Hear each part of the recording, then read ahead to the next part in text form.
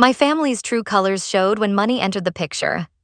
Family is supposed to be about love, support, and loyalty. I used to believe that. I used to think that no matter what, blood would always mean something. But all it took was money, just a few numbers on a check to show me who they really were. It all started when my grandfather passed away. He had been the glue of our family, the one who kept everyone in line. He had built a small business from the ground up, turning it into something successful, something that put food on the table for generations. And while he was never flashy about it, we all knew he had done well for himself. When he died, everything shifted. There was grief, of course, but it was overshadowed by something darker: greed. I had never seen my family like this before. My father, usually calm and reserved, became obsessed with what he called his rightful share. My aunts and uncles, once close-knit and affectionate, started whispering behind each other's backs. And my cousins, people I had grown up playing with, celebrating birthdays with, looked at me like I was suddenly a rival instead of family. The tension had been there at the funeral, but it wasn't until the reading of the will that everything exploded. We all gathered in my grandfather's lawyer's office, squeezed into an uncomfortable room with stacks of paperwork everywhere. My grandmother sat at the front, her hands folded in her lap, her face blank.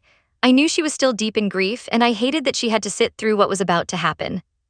The lawyer, an older man with tired eyes, cleared his throat and began. Your grandfather left behind a detailed will, and in it, he has allocated his assets based on what he felt was fair. Fair? That was the word that set everything off. Because when the numbers were read, when it was revealed who got what, the room became a battlefield. My father had expected to inherit the business. He didn't. My uncle, who thought he would get the house, received a fraction of what he assumed he'd walk away with. My cousins, who had always been spoiled, were given just enough to keep them comfortable but not enough to maintain their lavish lifestyles. And then there was me. I hadn't expected anything. I had loved my grandfather for who he was, not what he had. But as the lawyer read the final portion of the will, my name came up in a way that made the entire room go silent. He had left me the bulk of his savings, a significant amount, more than anyone else in the room. This can't be right, my father said, his voice tight with disbelief. Check it again. The lawyer adjusted his glasses and nodded. It's correct. Your father made it clear that this was his wish. A cold, stunned silence filled the room before my uncle scoffed. This doesn't make any sense. Why would he leave her that much? I felt their eyes on me, their stares heavy with resentment, and for the first time in my life, I realized that family could turn on you in an instant. My father turned to me, his face unreadable. You knew about this, didn't you? I shook my head. No, I had no idea. But he didn't believe me, none of them did.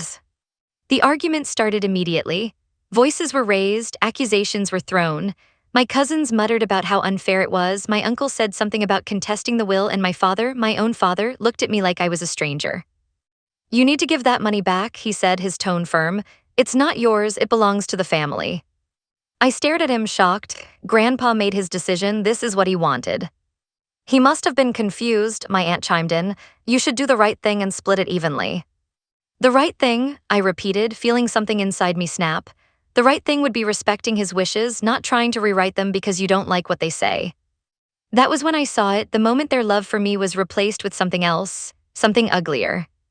The lawyer cleared his throat, clearly uncomfortable. Your grandfather's will is legally binding. There's no contesting his wishes unless you want to take this to court, but I can assure you it won't change anything. My father clenched his jaw. We'll see about that. And just like that, my family, the people who had raised me, who had laughed with me, who had claimed to love me unconditionally, became my enemies. I walked out of that office with more than just an inheritance. I walked out with the painful truth. Money had shown me who they really were. And I would never see them the same way again. After the will reading, I thought the worst was over. I thought my family would eventually calm down, accept my grandfather's decision, and move on. But I underestimated just how deep their greed ran. The phone calls started that night. My father was the first to call, his voice eerily calm. I want you to think about what's best for the family, he said. We can settle this without involving lawyers. It wasn't a request, it was a thinly veiled threat. There's nothing to settle, I replied, gripping the phone so hard my knuckles turned white. Grandpa made his decision, I had no part in it. You're being selfish, he shot back. That money was meant to keep this family together, not tear it apart. I almost laughed at the irony. Then maybe you should ask yourself why you're the one trying to tear it apart. That was the first time he hung up on me. But it wouldn't be the last. Over the next few weeks, things escalated. My uncle filed a petition to contest the will, claiming my grandfather must have been manipulated into giving me more than my fair share. My cousins, who had once treated me like a sister, flooded my social media with passive-aggressive posts about greedy, undeserving people ruining their lives. And my father, he stopped calling. Instead, he sent my mother. She showed up at my door one evening, standing there with an expression I had seen 1,000 times before, the one she used when she wanted me to fix something that wasn't my fault. "Sweetheart," she said, stepping inside before I could stop her, "I just want to talk." I let her talk. I let her sit on my couch, sipping tea, pretending that we were just having a normal mother-daughter conversation, but I knew why she was really here. "You know how your father is," she started, stirring her tea. "He just feels betrayed. He thought your grandfather trusted him to take care of things, and then this happened." I clenched my jaw. I didn't do anything to him. I know," she said quickly, reaching for my hand, "but wouldn't it be easier for everyone if you just—" "No." Her grip on my hand tightened. "You don't even know what I was going to say." "I do." I pulled my hand away. "You want me to give up the money, or at least most of it, and I won't." The mask slipped for just a second. Her lips pressed into a thin line and something cold flashed in her eyes. "I don't understand," she said, her voice sharp now. "Why are you doing this to us? We're family." I exhaled, trying to steady myself. "No, Mom, you're doing this to me. I didn't ask for this money. Grandpa chose to leave it to me, and instead of respecting that, you all decided I was the enemy." She shook her head. "You don't see it, do you? This money, it's changing you." I let out a bitter laugh. "No, it's changing you." For the first time in my life, I watched my mother struggle for words. She opened her mouth, then closed it as if she wanted to fight back but didn't know how. Finally, she stood up. "If you won't listen to reason, then I don't know what else to say, but don't expect this family to forget what you've done." She walked out without another word. The next few months were a blur of legal battles, heated confrontations, and uncomfortable silences. My father barely looked at me when we crossed paths. My uncle dragged the case through court, wasting thousands of dollars on lawyers just to try and undo my grandfather's wishes. My cousins acted as if I had never existed. I should have been angry. I should have been devastated. But mostly, I was just tired. Tired of fighting for a family that saw me as nothing more than a walking bank account. Tired of justifying something that had never been in my control. Tired of pretending that things would ever go back to the way they were. The final blow came when my father, after months of ignoring me, sent a single text message. "You're not my daughter anymore." I stared at the screen for a long time, my chest hollow, my fingers numb. And then, without another thought, I deleted the message. That was the moment I knew my family wasn't my family anymore. And I would never look back. I should have been relieved when I cut ties with them. I should have felt free, unburdened, able to move on with my life. But the truth is, when you've spent your entire existence believing that family is supposed to be forever, walking away leaves a scar. I told myself I was fine, that I didn't care, that if they wanted to pretend I didn't exist, then I would do the same. But they weren't done with me yet. It started with the whispers, the rumors spreading through distant relatives, mutual friends, people who had no business knowing what had happened between us. Somehow everyone knew about the inheritance, but the story wasn't the truth. Instead, my father and uncle had twisted it into something far worse. She manipulated Grandpa when he was vulnerable.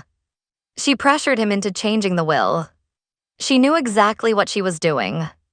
I heard the lies trickle back to me through mutual acquaintances, old friends who suddenly weren't so eager to answer my calls. At first, I ignored them, let them talk, let them say whatever they wanted. But then the attacks became more direct. One morning, I woke up to an email from a cousin I hadn't spoken to in years. The subject line simply read, "Shame on you." My hands trembled as I clicked it open. "You disgust me. Grandpa trusted you and you stabbed him in the back. I don't know how you sleep at night knowing that you stole from your own family. I hope the money was worth it. You lost everyone who ever cared about you." I stared at the screen, my stomach twisting. They really believed it. They truly believed that I had somehow orchestrated all of this, that I had plotted and schemed my way into being Grandpa's favorite.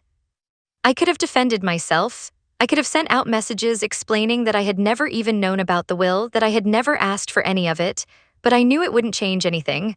People believe what they want to believe, and my family wanted a villain. So I gave them one. I stopped responding, stopped explaining, stopped trying to hold on to the scraps of relationships that no longer existed. And yet, even as I tried to build a new life without them, they found ways to remind me I was still their enemy. A few months after the lawsuit had finally been thrown out of court, After my uncle had wasted thousands trying to contest a legally airtight will, I received a notice in the mail. A bill for family legal expenses. I nearly laughed at the audacity.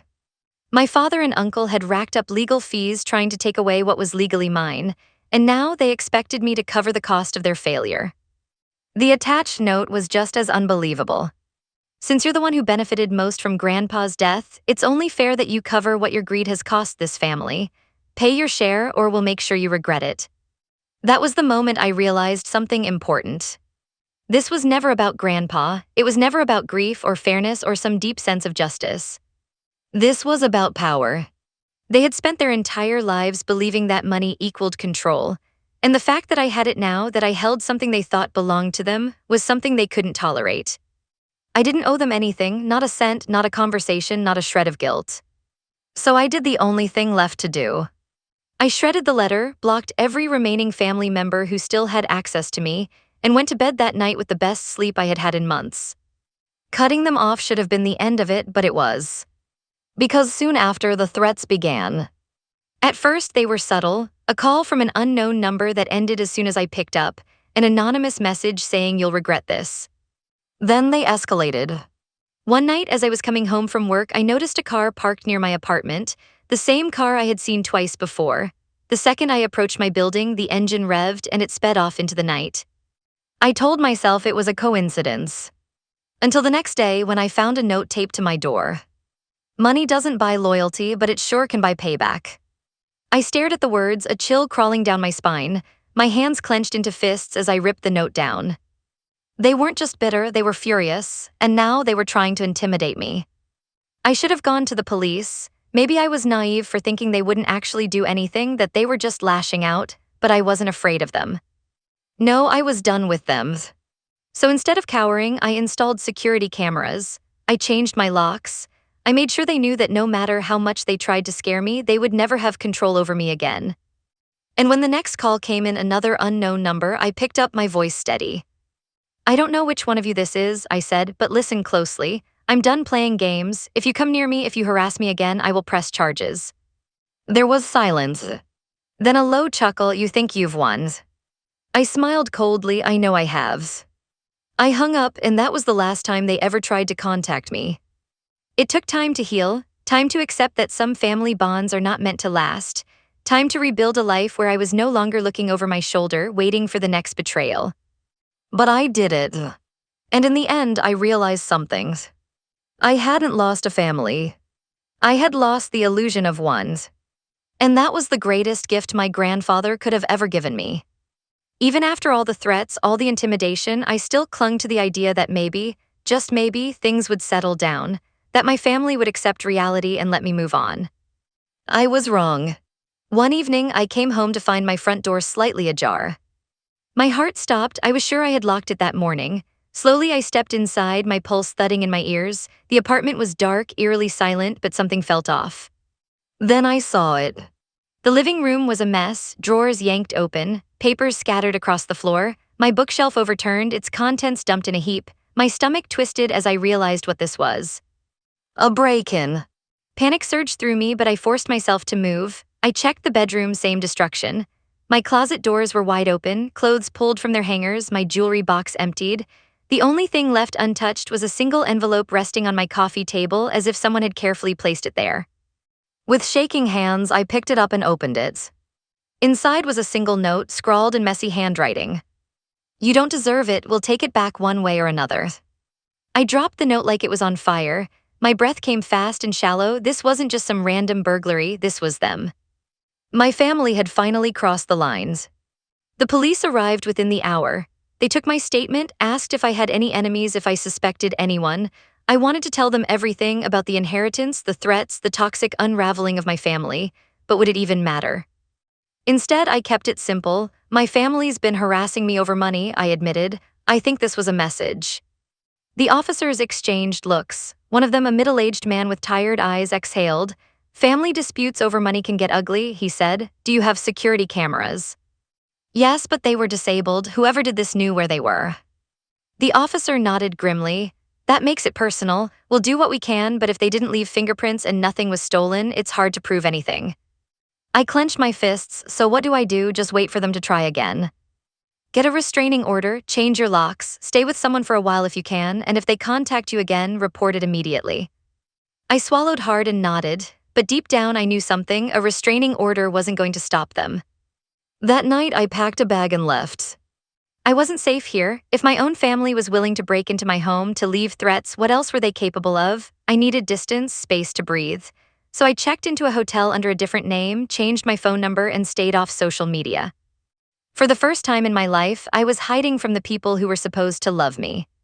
The realization made me sick. But as the days passed, as the quiet settled over me, I also felt something else, relief.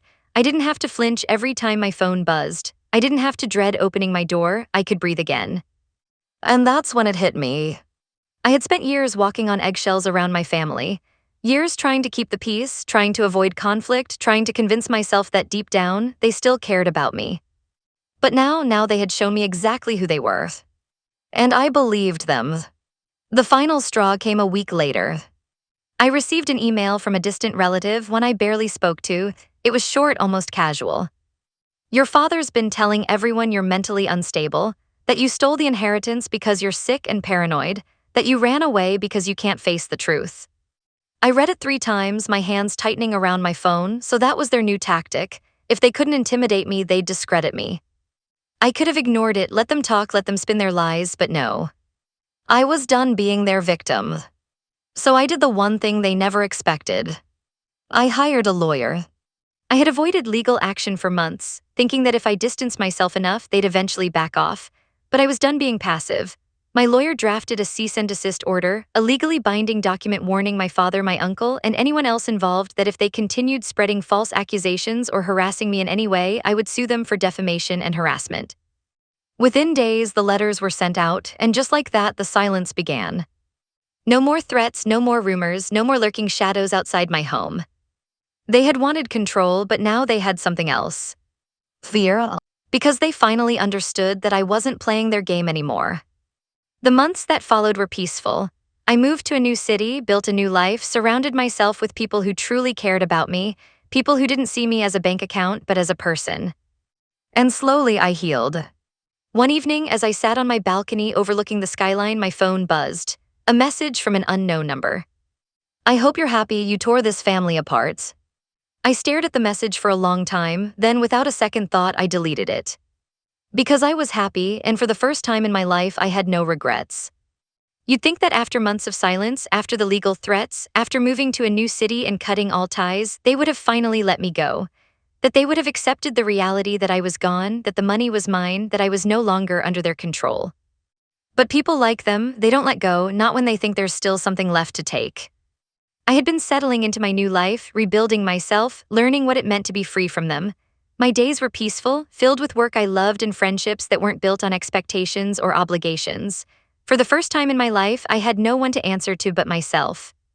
And then the last thread connecting me to them snapped. It was a random afternoon when I got the call. Not from them, no, they wouldn't dare contact me directly after the cease and desist order. Instead, it was from an unknown number. My gut told me to ignore it, but something in me whispered that this wasn't just another scam call. I picked up. Hello. A hesitant voice answered, Is this your name? I frowned, who's asking? The person on the other end exhaled. My name's Rachel, I work at a nursing facility. Your grandmother was admitted here recently. I sat up straight, my grandmother. She asked me to call you. She said she didn't have any other family left who would come.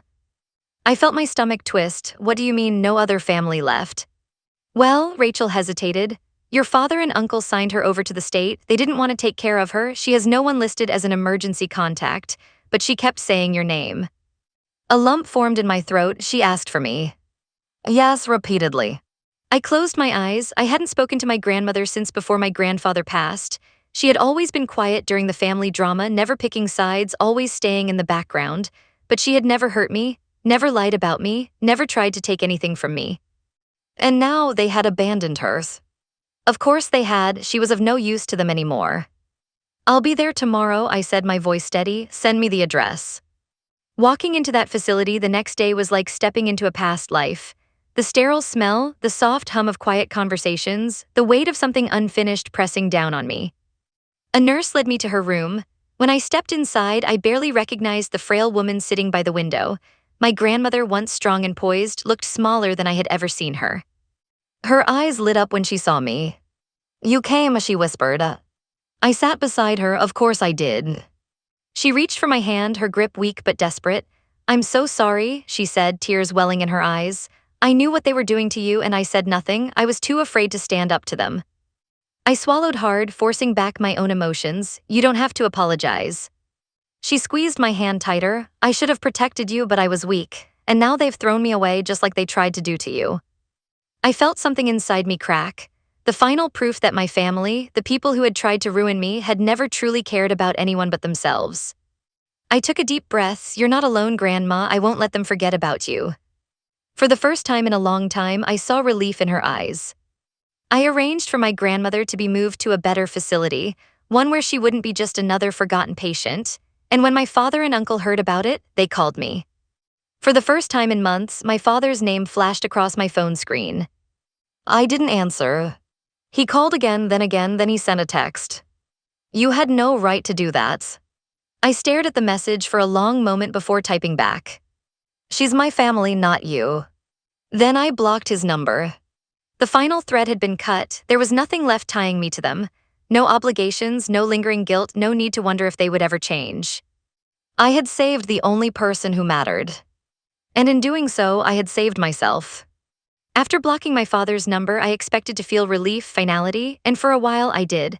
The silence was a gift, a confirmation that I had taken back control of my life. No more threats, no more manipulation, no more feeling like I owed them something simply because we shared the same blood. But peace never comes without a price. Weeks passed, and while my life moved forward, my mind lingered in the past. Not because I missed them, I didn't, but because of how easily they had discarded me. I had been nothing more than an asset, something they could use until I refused to comply. And once I was no longer useful, I had been erased. And yet they still held power over me in a way I hated to admit. The scars they left weren't physical, but they ran deep. Trust didn't come easy anymore. I found myself hesitating before forming new friendships, questioning whether people saw me for who I was or for what I had. I avoided certain parts of town, worried I might run into a cousin, an aunt, or worse, my father. Even though they had cut me off, I could never fully shake the paranoia that one day they might try again. One evening, as I sat in my apartment watching the sunset, my phone vibrated. A message from an unknown number. "I know you think you're free, but you'll always be one of us."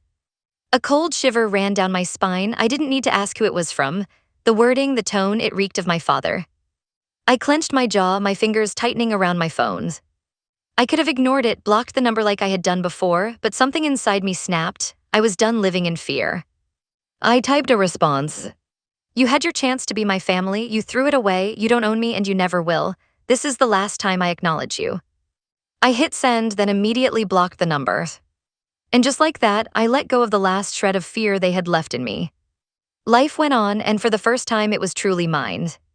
I thrived in my new city, built a career that I loved, surrounded myself with people who valued me for who I was, not for what I had.